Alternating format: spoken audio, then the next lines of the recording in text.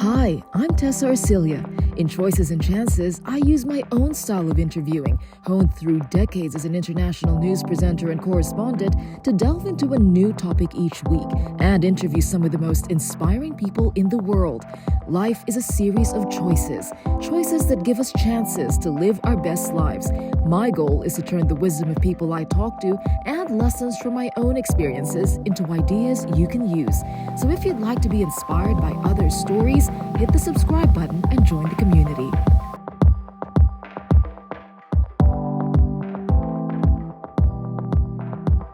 Hi, Deborah. Thanks so much for joining us today on the podcast. Thank you for your time.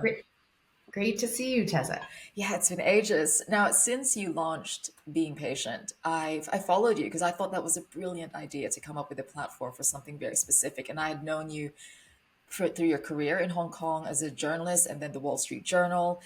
For people who don't know your story, what made you make that jump and that decision to move from journalism? And you had a great job at the Wall Street Journal into starting something like this. Yeah, it was interesting because, I'd always been employed and working for big companies, Star TV, Thomson Reuters, and the Wall Street Journal. And I love launching things. In my last 3 jobs working for big media companies, they hired me to do big launches. I mean, Star, we did the regional newscast, Star News Asia, which was a really fun job where I flew around to different Asian countries and interviewed people from presidents to, celebrities. And it was a really dynamic, cool job that we were really just creating the programming to fill for news programming for Star, which was a satellite regional, across Asia to the Middle East channel. And then Thomson Reuters hired me to launch Reuters Insider, which was a financial news channel. Again, we were in the Hong Kong office developing the Asian programming. And then from there, the Journal hired me to launch their whole video operation across Asia. So I was really used to kind of rolling up my sleeves. The Journal gave me very few resources to grow a whole regional operation. So you get really creative, and it's some of the best times of your life, right? So I always knew that in the back of my mind, I loved launches. I loved creation. I knew I wanted to do something on my own, but I didn't really know when the right time was. And then my mom got diagnosed with Alzheimer's disease while I was at the Journal. And, just navigating the world when you're facing a long-term health issue, navigating, the information was a really hard thing to do. I wanted answers to questions like, what has research learned in the last 10 years and where's it heading? And that was really hard to come across. So the more people I talked to, from patients and caregivers, experts, researchers, the more I became very intrigued that a better resource was needed for people who are facing long-term illness. I would love to get into deep dive into Being Patient, as I read through your website, and I think a lot of people have family or connection to dementia one way or another. But first, I want to go back to what you said about having worked for big companies, but you always had that sense that you wanted to start something new. Does that mean it was easier for you to leave that identity of being backed by big companies and starting your own? And did you feel that stark difference, especially in Hong Kong? You walk into an event, if you have your business card, you're treated differently because there's a title and there's a name. And all of a sudden, You're just you. So was that easier for you because you'd always wanted to be an entrepreneur? And did you feel that stark change? Okay, so it's interesting because at first, everyone worries about that, especially because when you're in the media and you're on camera, your identity is associated with the brand. I'm Deborah Kan. Will the election be a fully democratic one? Absolutely. I have to ask you this just because you're known for your shoes. How many pairs do you have today? Oh, maybe double. I mean, in all of the jobs that I had, my public identity was associated with the company I was working with. But, honestly, I felt at that time, Paul Beckett, who was a boss, my boss at the time at the Journal, he and I had a great relationship. He really appreciated my creativity and gave me a lot of space to do, build as I wanted to in video. So we had a great relationship. And I just felt like it, actually it came at a time when, I remember Paul, as every company goes through growth and layoffs, we'd spent 5 years building the video operation, and the Wall Street Journal was preparing for layoffs. And I remember Paul said, Deb, I need the names of certain people on your team who you feel like, we could put on a list to potentially let go. And it was that moment, something kind of snapped inside me. And I thought to myself, you know what? You can have my job and I wasn't planning on quitting, but this was always in the back of my mind. And for the past 8 months, I had been really focused on researching the space of Alzheimer's and dementia and thinking about creating another resource. And it wasn't like I went into work that day and said, I'm going to quit my job today. But I just felt like something was drawing me. And with this in my mind, I felt it was the right time. So I kind of blurted it out, and it felt right. It felt good. I didn't feel like, oh my God, I'm making a terrible mistake. I felt like this is kind of my calling right now. It also helped that I had a great relationship, and it was my decision. It wasn't like I was getting pushed out the door. I mean, because, in other jobs, I've certainly been made redundant, and it's turned out to be the best thing that happened, right? But I really felt that this was the right thing and the right direction. And I knew that he gave me a lot of confidence, because he said, the door is always open if you want to come back. Now, knowing that you're taking a big turn and a change, that just makes it that much easier, and I really truly felt if I wanted to get another job working for a big company, I could. And I think that confidence came with age and experience. I don't think I would have been able to do that in my 30s when, the job was so much my identity. But in some ways, I was kind of growing out of my job, which was a really great thing in a lot of ways. I didn't feel like I needed my job to be successful or to do what I wanted to do next. And when you took that leap, did you set out for it to become a business venture? I know it was driven by personal reasons and your mother having been diagnosed, but was there a side of you thinking, well, I actually do need to make a living out of this as well? Was that part of the what process? Well, what happened was a couple things. One was I had put away a certain amount of money, and I thought, I get really impatient when I decide I want to do something. I just do it. I get very impatient. So the whole thought of, oh, I have to raise money, that was really daunting. And one of the things that News Corp really blessed me with is, because if you've worked for Murdoch, and I have a couple times now, they give you very little resources. And once it starts to work, they'll feed it, right? So I was able to develop that skill of making a little bit go a long way. That really helped me when I jumped, because I just knew how to, I really did develop that skill working in different places that, gave me very few resources. So I thought to myself, I'm going to launch this. I'm going to put a little bit, I'm going to put my own money into it. And my proof of concept was this.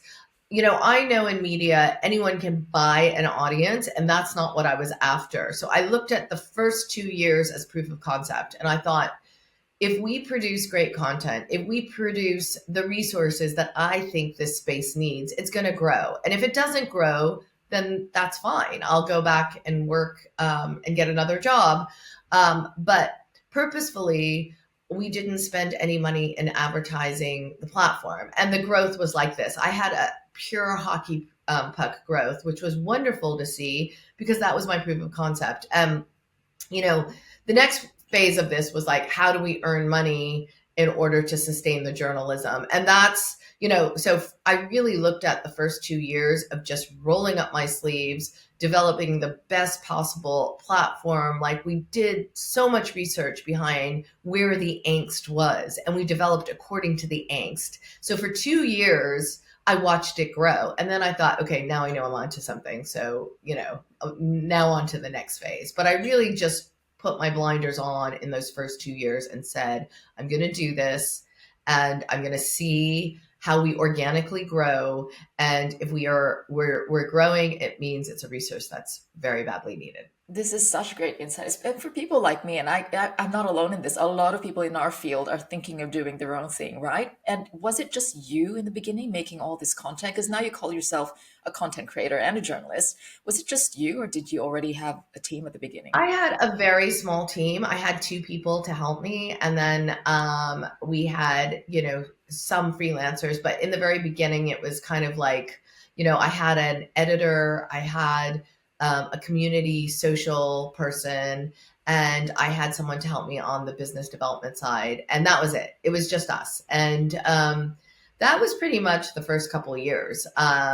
You know, we were able to produce enough content and keep up with it and really understand the vertical, you know, so it laid the foundation.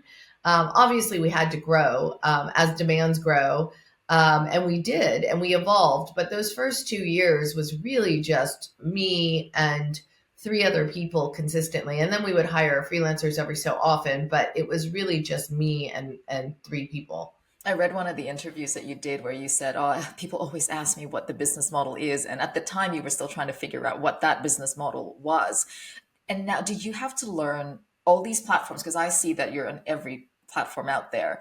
Did you have to understand these and knowing that they have the power to change algorithms, change business model every time? Does that factor into how you did your thing, or you just said, "Look, I'm confident with my content, and that is going to do the work"?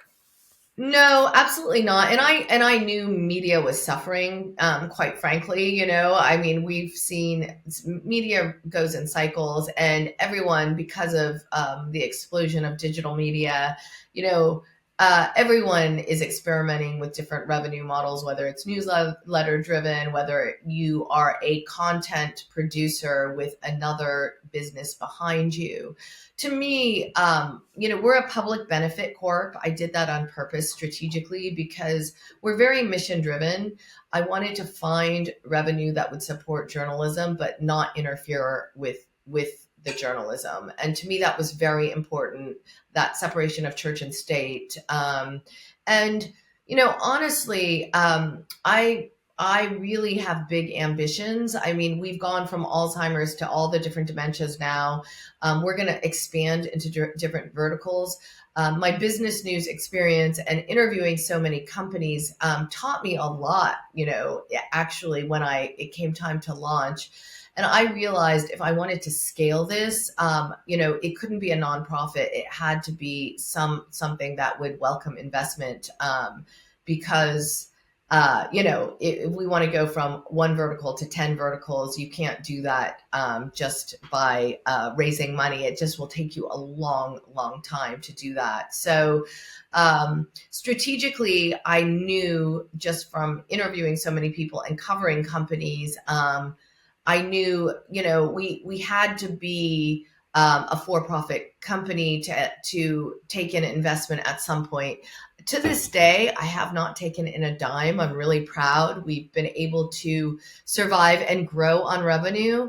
But you know, I realize that we've been really lucky. I also learned from interviewing so many companies that oftentimes investment dollars can be your worst enemy, in that it puts demands and pressure on you that are not necessarily sustainable. So for me, I realized very quickly, like, we could take our time as long as the revenue was increasing. It didn't have to increase tenfold. It needed to increase twofold, right? In order for us to grow. And so I kept that model. We're 6 years in, and I kept that model of not putting, like, and it's in the long run. I mean, it turned out to be the best thing, because what that enabled us to do is really understand need and community and develop according to that need. We weren't creating a formula that we thought was the right formula. We were really listening to where the need was and creating that formula based on need. I'm sure I will have 100 more questions about the business side of it. But I did want to ask you about that moment when your mom was diagnosed and when you heard the news. What was that like? What was going through your head and how did that feel? So I remember I was at the Journal and my sister called me. I was, obviously in Hong Kong, and my sister was in San Francisco where my parents are. And she called me and she said, Mom's been diagnosed. And we had suspicions, mainly because, strange things were happening with her and numbers. She was forgetting our house alarm code, that we hadn't changed the code since I was a child, right? And she was not, she couldn't remember what the code was. When her ATM card got eaten, her debit card was eaten 3 times in a week, we knew something was wrong. And that's what prompted her to to go to the neurologist.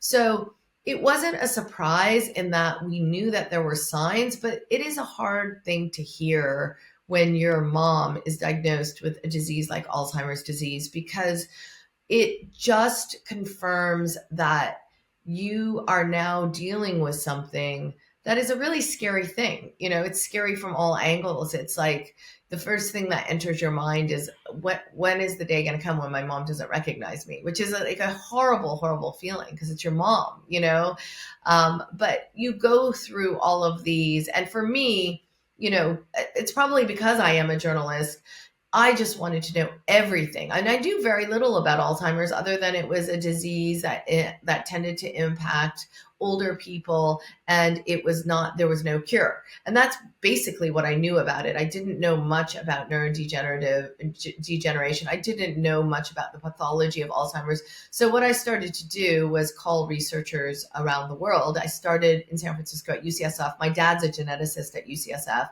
And I started with a scientist named Mike Weiner, who conducted a decades-long study on brain scans. And what he learned is beta amyloid plaque, the first hallmark of Alzheimer's, appears in your brain decades before you actually see a symptom, right? And so I started to talk to people about the pathology of Alzheimer's, as well as brain health and prevention and what we knew. And I was mapping out all this information. I must have talked to at least 24 scientists from around the world in the US, Europe, and Asia. And I was kind of putting together the pieces myself. And that's what really sparked me to say, wait, why does it take me, a journalist, to dig and find this information and it's not available to people? I felt like that was a grave injustice, that when you're facing this type of diagnosis, most people wouldn't go to the lengths that I went through. And I only did that because that's natural to me, being a journalist. But most people wouldn't do that. So I thought, why isn't this available to people? And what happens if you make this information available to people? At the time, why wasn't it available? And I understand with new diseases, because there's just not enough written about it or what's out there. But then you went and found out that there's actually a lot of knowledge that just wasn't being reported. So why was it not out there? And has it changed? It's 6 years in. Well, because I think, most mainstream media will dip in and they're not verticalizing their content, right? So there's not one reporter who's always covering Alzheimer's or dementia, right?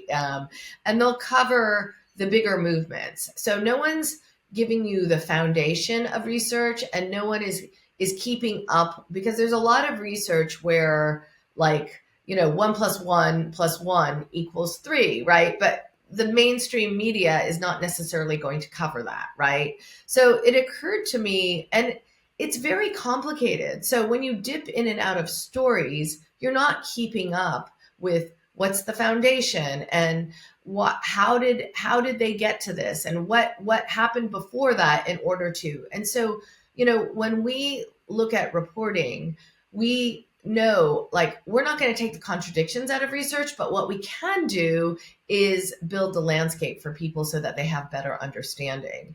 And, to me, it's because people aren't invested in subject matters like this, right? They're not going deep. They're not staying with the story. They're not, I mean, when we when we launched Being Patient, there were three things I felt that were really necessary that we do. One was to explain the scientific research in a language that non-scientific people could understand. The second was making experts from around the world accessible to populations of people who had questions, right? And so one of the biggest complaints is I or my loved one has an appointment with my neurologist once every 6 months, and I'm not getting the answers that I need to really cope and live with this disease. So, to me, I said, okay, well, we could bring experts to masses of people who are going through this, right? They don't have to wait for that one appointment. And that one appointment is not enough to cover all questions related to care, treatment, treatments, research. So we could do that through digital media by bringing the experts to them. And then the third thing was really patient perspective was really important. It was like, what is that first person perspective? I mean, everybody thinks of Alzheimer's as this disease of old people where the old person just kind of vanishes into oblivion. But what I learned is there's a lot of years that people are completely capable, and a lot of people wouldn't even know that they've been diagnosed with early stage, like MCI, mild cognitive impairment, or Alzheimer's disease, right? So there's this whole period of time where there's a wealth of knowledge when you talk to people who have been diagnosed about what were early signs in hindsight. And it's not like when you got lost going home from the store and you knew it was time to see a neurologist. It's more like you were in a really demanding career. Did anything change during that, trajectory of your career? And a lot of times we see patterns in their answers. How were you diagnosed? How did you know it was time to go and get checked, right? And what was your experience getting diagnosed? Misdiagnosis with dementia is huge, huge. And people you sometimes spend 3 to 5 years getting a diagnosis, right? And so, what was that experience like? And most importantly, how are you living with Alzheimer's? Society cages this disease as a disease of dying, but it's actually a disease of living. If you really understand it, it's a disease for many years of living, and it's changing the way you live. And it's understanding that your memory may be not what it was, and it may be fading, but your creative brain is truly capable of expanding with this disease. And so it's an amazing, amazing thing to see people who had never painted before and have suddenly developed this illustrious, hobby with painting, where they're painting amazing things and they've just unleashed the creativity in their brain that continues to develop. Musical instruments the same way, continuing to play or learning a new instrument is not impossible when you have dementia. So the creativity continues to flourish. And that was really interesting for me to learn. I think listening to you just saying all that, this is actually about living a life in a different way, but there are options. Because I find, well, the limited experience that I have with people close to me is that, especially the high functioning one, there's shame in having some sort of dementia, and therefore they overcompensate and try to hide it. And also culturally, it's just not something that I think it's changing, but you would know better. Is it changing? Is there more of an understanding that there's no shame around this? We can talk about it. There are options, and the science makes it a lot more objective and less emotional. Yes and no. I mean, I think it depends. So I'm half Chinese and half Italian American, right? And so the way, like, Chinese people tend to not talk about things when they go wrong with the brain, right? And it's a very common thing. We see that in Black culture. We see that in Hispanic cultures. You tend to hide when there's something wrong with your brain, right? But I think it's changing, and it's changing for a couple of reasons. One is because diagnostics are getting better, and so people are getting diagnosed earlier, right? And so they're not at that really late stage. They're at an early stage where they have plenty of time to live a vibrant, very normal life. So I think that's changing. We've just seen the first monoclonal antibody therapies, which are the first disease-modifying drugs for Alzheimer's disease, come to market. There's still a lot of unknowns about those drugs, but it's also given people hope in the sense that instead of drugs only to treat symptoms, there's now a disease modifying one that's aiming to slow the pathology down. So those things have changed, but those are quite new. The monoclonal antibody therapies only came in the last year or so, year or two. So, there's still a long way to go, but it's changing the conversation around living with dementia versus there's nothing, I'm terribly sorry, there's nothing we can do, right? Yeah, and I want to touch on the misdiagnosis that you say that is it still rampant, first of all, in the field, but also why that is so dangerous. I've seen it up close where someone is misdiagnosed.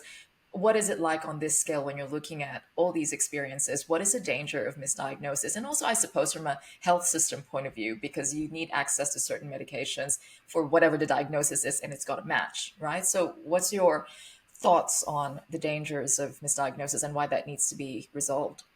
So dementia, the brain is very complex, and we don't know a lot about the brain still. There's diagnosis tended to be you need to get a PET scan, which is, a very, like you have to, have dye injected through the brain and in order to see amyloid plaques in your brain or tau tangles, or a spinal tap where, they inject, they take out spinal fluid to analyze and look for those biomarkers. There's now blood tests coming to market. They're pretty new. They're used in more so in clinical research, but now they're being rolled out to doctors' practices. Those are, they're not 100%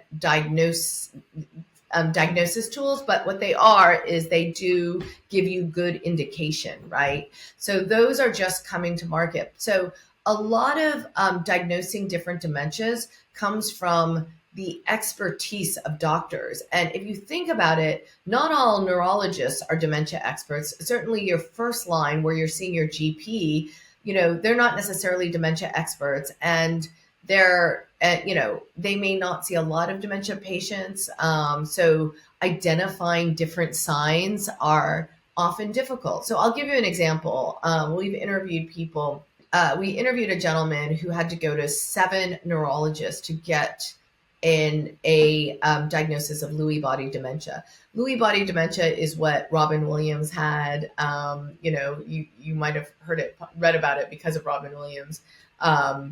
And Lewy body is usually characterized by hallucinations, or you have these things called REM sleep dreams where you act out your dreams. Doesn't necessarily impact the memory so much, although on cognitive tests it can, right? And so I believe, and this is not scientific, but this is just based on the amount of people we've talked to who have had a misdiagnosis, I believe that Lewy body is the most misdiagnosed dementia. So this gentleman who we interviewed, who had to see 7 neurologists, he finally, Mayo Clinic diagnosed him. When he ate, what was salty tasted sweet, and what was sweet tasted salty.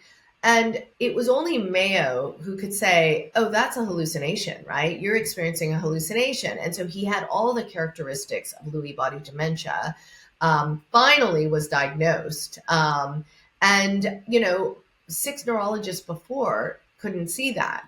Now, what's interesting is you ask, okay, well, why does it matter? Because there's no cure for these dementias. Well, in the case of Lewy body, it matters greatly because Lewy body is actually more closely related to Parkinson's disease than it is to Alzheimer's disease. So the Lewy body patients go on Parkinson's medications, which work better with Lewy body than Alzheimer's medications, right? And so knowing earlier what you're dealing with does matter in terms of how you're going to live with the disease.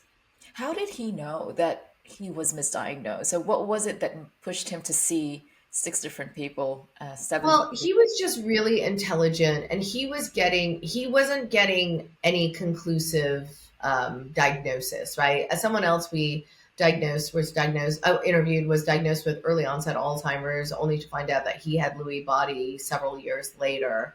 Um, with him, he was actually living with an Alzheimer's diagnosis, and then realized later when he changed doctors that it was actually Lewy body dementia, right? So I think in the first case, it was just inconclusive diagnosis that was leading him to just pursue what's wrong with me, because this particular gentleman wasn't experiencing memory problems. So he wasn't classified as like a typical dementia case. What about when you look at the carer's perspective? And I know you wanted to bring patient voices to the forefront, and a big part of that is the family taking care of them. It's a choice that's brought onto their plates, and they actually make that decision. Okay, I'm going to be the full-time carer of this person. What is that experience like for family? It must, I can imagine, be extremely hard. What have you found? We also have a section on our website called Being Patient Voices, and that's the voice. That's the voice of the caregiver, and the caregiver, they write in to us about really specific moments of what they have learned on this journey. An example of that is like one woman writes about how she took up photography because she found out that she and her husband could speak a whole nother language by going out and taking photographs of things, right? So that became their new method of just bonding and communication. So wonderful stories like that. And I remember speaking to the head of a neurology department and saying, when we launch Being Patient, what is it that you think we can do for you? And he said, give us access to bigger patient populations, and also access to caregivers, because caregivers are at the front line. They're the foot soldiers of this disease, and we don't have enough input from them. What kind of decisions do they have to make? I imagine first thing that comes to mind is deciding when is the right time to transition from home life to a care home, I suppose. Like, what are the decisions that caregivers have to face, especially when it comes to dementia? Oh, there's so many, and it really depends upon what stage you're talking about, right? I mean, there's financial considerations, there's living considerations. I mean, the sad part about dementia is, especially in the U.S., if you want to get disability, and also, for people who are under 65, Medicaid, you basically have to spend down your savings, right? And in order to qualify for Medicaid, which is terrible, right? I mean, these are people who have planned for retirement and everything, but they really have to spend down their savings in order to qualify for government benefits. So there's a lot of those considerations. There's considerations of what is the relationship look like with care as you move through this disease. And the earlier the conversations, the better, because then the person diagnosed and the caregiver can have, as equal input into what they want and what their expectations are. And I think that's the biggest thing. It's like, have these conversations early, even when you're healthy, right? I mean, the rates of dementia are staggering. 1 out of every 3 people over the age of 80, and almost 1 out of 2 over the age of 85. And we're all living longer, right? So think about that. That's huge.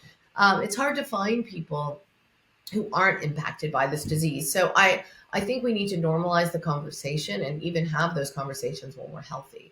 When your mom was diagnosed, did you think that it crossed your mind to get yourself checked if you were predisposed to Well, having I got my genes tested. I was pretty sure we did not have a genetic link to Alzheimer's because no one else except my mom has had it. And my mom got it later, right? She was in her 80s when she was diagnosed.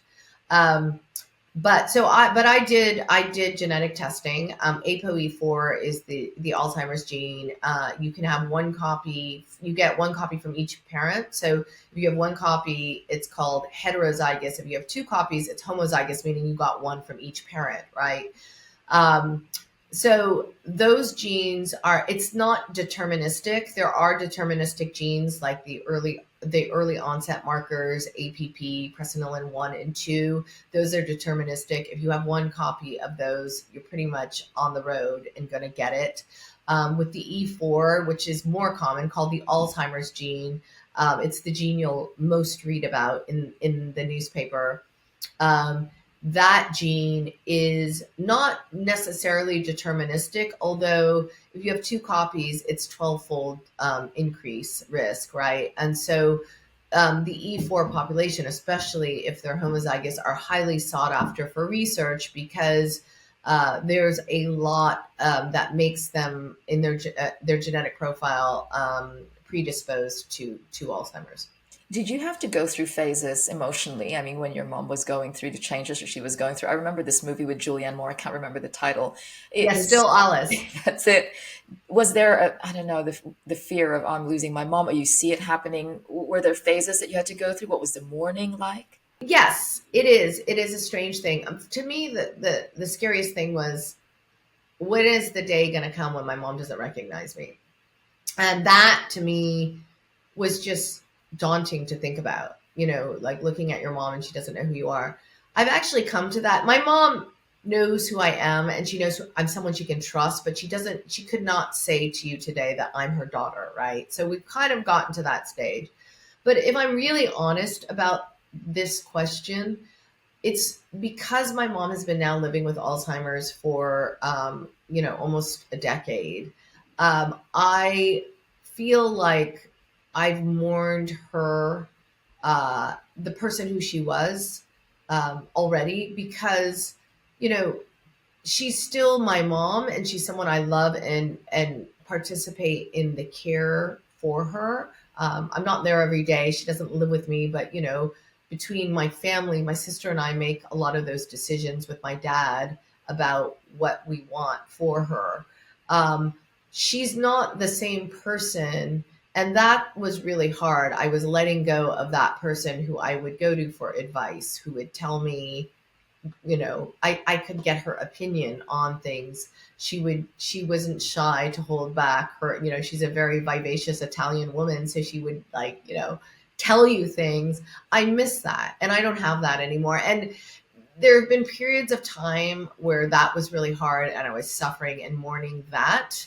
But you move through the stages with her, and new norms, just happen. And when it comes to lifestyle changes, because I'm very much, I read a lot about how to improve health span and lifespan, and it's a huge conversation now in mainstream platforms. Are there things that you learned in your research about lifestyle changes, simple lifestyle changes that people could do to just maybe minimize their chances of getting dementia? Oh, absolutely. I've learned so much by interviewing so many people. One study that comes to mind is called the 90 plus study. It's a study that was done at UC Irvine and Stanford University by a researcher named Claudia Kawas.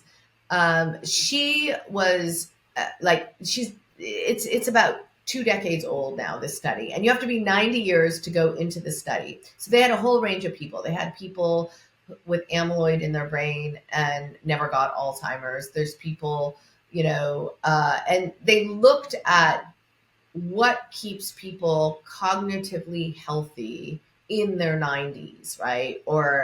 And they could only find one constant. And when I say, well, what was it? And she said, 8 hours of socialization a day. I'm like, 8 hours of socialization? Who the heck has the time to talk or socialize for 8 hours? I don't have that. And she's like, think about it. What are you going to do when you're 90, right? And she said, conversation is using your brain, right? You say something, I listen to it, I compare it to what my knowledge or my memories, and then I articulate a response. That's using your brain, right? So social engagement is probably one of the most, if not the most important thing as you're getting older. And that keeps your brain active, right?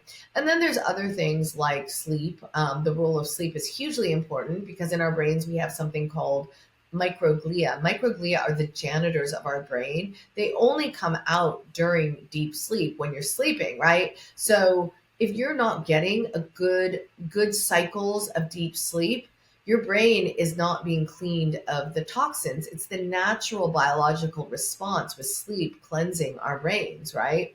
And then, and of course, you always hear exercise. Exercise is why is exercise so important? Well, we know with aerobic exercise, we actually add gray matter to our hippocampus, the area of the brain responsible for memory. So, understanding glucose metabolism. Glucose is the normal way that our bodies fuel our brain.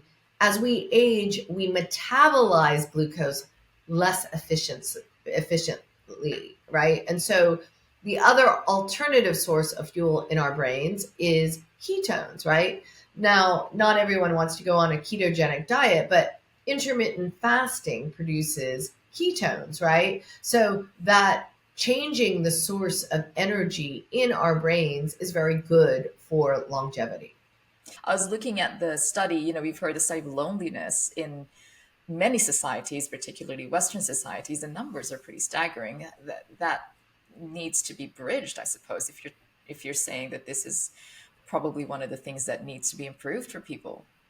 Well, if you look at different, like where the highest number of centurion is, over 100 people live, there's two areas that come specifically in mind. And one is in the Mediterranean. There's an area between, on the border of Italy and France. And basically, they live in a very village-like lifestyle, right?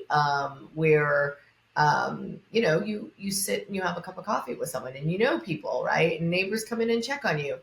Another example I love is outside of Okinawa in Japan, where they put the elderly centers in the middle of town to be, so everything is kind of going through that. There's a kindergarten there. There's, extracurricular activities going on there. And so the seniors are kind of at the centerpiece of a lot of activity that's going on around the town. And so to me, that's a great model. It's like you do not let your old people be isolated. You're actually involving them geographically in the middle of everything so that they're getting that stimulation and interacting with multi-generations. And one thing I read in one of your other interviews is that you said there are a lot of people reaching out wanting to be part of clinical trials. And it's interesting and nice to see there's a thirst, a hunger for participation. Well, that was actually really interesting because I never thought of this as a platform for trials. And it's not really, except for we're explaining the science in a language people can understand. So one of the unintended consequences of being patient has been people put their hands up all the time and say, how do I learn more about this study or trial? This sounds like something my loved one could participate in. How do I find one near, me? And it was a very big presence of those comments, and we get them all the time. And that's why we have learning courses so that people can kind of get up to speed quickly. They're interactive learning guides on everything from the science of Alzheimer's to brain health and exercise. We're explaining to people what's happening in your biology and how it's related to the brain. The next step to all of this is we've just launched a trial finder update, a trials update, a quarterly trials update that gives people information on what's going on now and what does the science mean. So we're kind of explaining it to them because we feel like there's a lot of people out there who would be willing to participate in research, but they just don't understand it and they don't understand how to get to it. So that's become like this second phase of development for us. How can we connect the dots for people just to make the journey easier for them? So I suppose you're just guided by where the community wants to take this project. Absolutely. I mean, I really feel like that's core to success is listen to where the need is and develop according to need. Yeah, and so where would people find all this? Is it all on your website, and is everything So just it's all accessible? on our website. Sign up for our newsletter on beingpatient.com. Newsletter is great because we do kind of a roundup of what's going on this week. We tell you about upcoming live talks. It's kind of like that's the hub, the base of to find out everything that's going on this week. Subscribe to our newsletter on beingpatient.com, and we can tell you what's going on, live talks, special series that we're doing. Anything is happening in the newsletter. And I love being inspired by people's dreams. Before I let you go, because you always talked about this being what the next phase is for the business 6 years in. But what is the big dream, Deborah? Like, where do you want to take this? And when you think of what you want to make of being patient? So I really want to be the trusted resource across many different verticals, many different diseases. We've basically now invented the formula for Alzheimer's and other dementias, but we're not going to stop there. So my vision is to first and primarily work around the brain, and once we've dominated the brain, we'll go to other related comorbidities. There's a lot out there. There's a lot of angst that people go through. So we at Being Patient really want to be that one-step shop for education, insights, and really understanding the whole ecosystem, participation if that's what's right for the person. So just making it a lot easier to navigate information and learn. And from the outside, I see you as being really successful in this venture, but I know that behind every success, there's there are difficult moments, and we'd love to learn from those lessons from you. What were the main challenges? One, starting as a business, and also, I suppose, researching the topic. And what are the lessons you can share to people who might, one, want to start their own thing, and second, venture into something similar? Well, I think the thing I've learned the most is really, well, I've always been one to go on my instincts. My instincts so far, knock on wood, haven't failed me. And I truly believe in that, right? But going by instinct, there's a lot of gaps to fill in between, right? Like, how do you get there? Okay, my instinct is to go here, but how do I get there, right? And, to me, this first 5 years was really the testing ground. It was like, how are we going to drive revenue? How are we going to establish and maintain that trust and be true to our mission, right? The hardest part to me is really we reach these inflection points where we have to move to the next thing, and you think, how the heck am I going to do this? How am I going to do this? But then miraculously, you do little bits and you look and you say, oh, we're here, right? How did that happen, right? But it does feel overwhelming. And really the hardest thing for me to be is like, this is obviously a passion for me, right? It's a business, but it's a passion. So, when I worked at the Journal, I worked really hard, but I could let go of it when I went home, right? When you have a passion that's your own and was created because of you and you're fully responsible for it, it's really hard to like step back. And so, I've never worked so hard in my entire life. It's consuming, it's rewarding, it's at times like overwhelming, and at times it's just daunting. But I'm learning, and what I've learned is a lot of a littles lead to a lot, right? And so focus on just how do I get that next increment, like that next step done. And before you know it, you've taken 10 steps and you look back and go, whoa, we did that. How did that happen? And that's really fun. Like, you have an idea, like the trials update. I was like, we should come up with a quarterly update to, and we just launched it this past month. But, the lead up to it, we could feel it was getting momentum. We'd push it out there and say, what do you want to know about? We could feel people really wanted this as a resource, right? And then when you launch it, you're like, wow, we did that. How do we do that? And it looks great. And that's also a product of having a really good team. I mean, my big lesson in this is take time. I mean, you're going to hire people and they're not going to be the right fit, right? That's okay.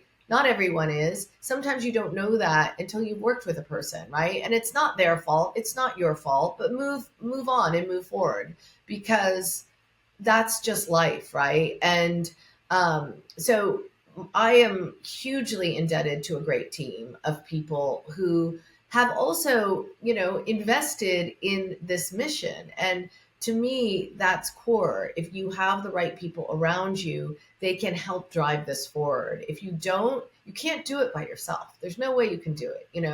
But to me, it's been just really like filling those gaps, finding the right people that has really gotten us to the place where we are today. I think that is so key. And I've had a bit of direct experience with, having people who might not be the right fit.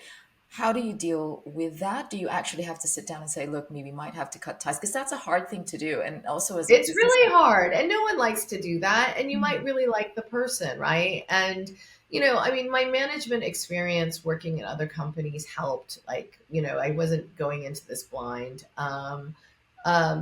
But it's hard. It's hard because especially when you work as a small team, right? You get to know people really well. And if they're not the right fit, it's better for them in the end. It's better for your company and it's better for them in the end. And, I've always kind of subscribed to very much like accountability and giving a person a fair amount of time. And, if they're not delivering in the right way for the company, it's time to part, and it's, they'll end up in a better place too, because there's reasons why they weren't performing well. Maybe they just weren't that interested, or maybe they didn't, your goals weren't aligned, and it's nobody's fault, right? But in the long term, you're actually doing both of you a big favor. So, I don't feel apologetic. I just feel like when the time is right, it. And as the founder of a company, it's my responsibility to make sure that I'm replacing that person with somebody who we need for the company, right? Because all of the pieces it impacts the entire company and all aspects of it in one way or another. That's such great advice. And finally, naysayers, because this is such a passion for you. I imagine the criticisms hurt a little bit more, but how do you deal with that? And how do you say, I'm not going to get swayed. I believe in this and I'll keep going. Well, I think that's part of every founder's experience. There are people like when I first was kind of going to these conferences and saying, I just resigned from the Wall Street Journal and I'm going to start this thing. And, there were a lot of naysayers out there like, oh, really? Yeah, right. Whatever. We've seen this before. And then, I have to say 2 years later, quite a few of those people came back to me and said, wow, we didn't understand what you were talking about, right? Because there's so many people producing content in a space, any topic you take, right? What were we doing that was different, right? And so what we did is we applied really great journalism to a topic, and that's at the essence of it, right? When you see a lot of people, especially in health, producing content, they'll hire a digital marketing company to produce that content. It's very formulaic, it's very vanilla, it's fine, but it's not doing what we're doing, right? And I knew that. I knew that from the beginning, that it was going to be an entirely different thing that we were offering people. And the opportunity to bring all voices to a platform is huge in health. I mean, that's part of health is very siloed. So this opportunity for multi groups of people to engage was unique in itself.